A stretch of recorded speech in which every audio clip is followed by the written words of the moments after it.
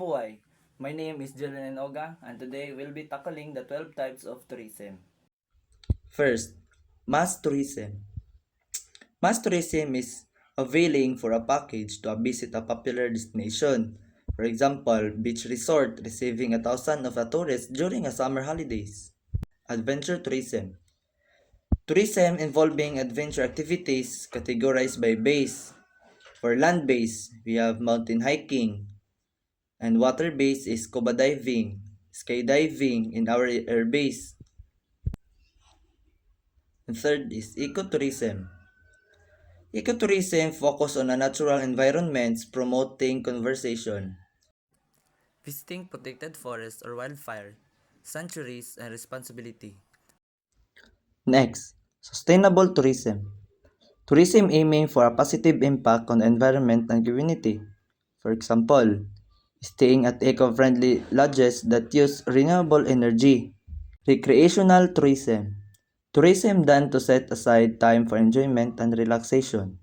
For example, visiting a spa of amusement park.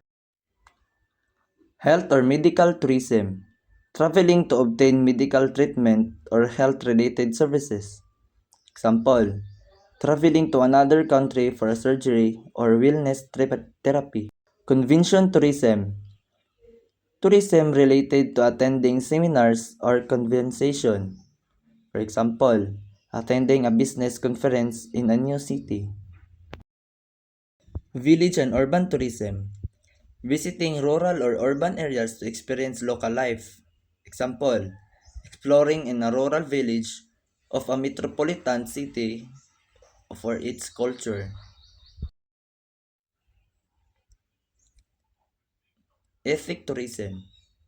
Tourism considered around experiencing ethnic cultures and communities. Example, visiting indigenous tribes or cultural festival. Cultural tourism. Tourism involving art, food, experience, and language. Example, attending traditional dance performance and tasting local cuisine. Historical tourism. This tourism focus on past history. For example, visiting ancient ruins or historical museum. Domestic international tourism. Domestic tourism is traveling within one own country, and international tourism is a traveling to another country. For example, domestic like city tour within your country, international like traveling abroad for vacation.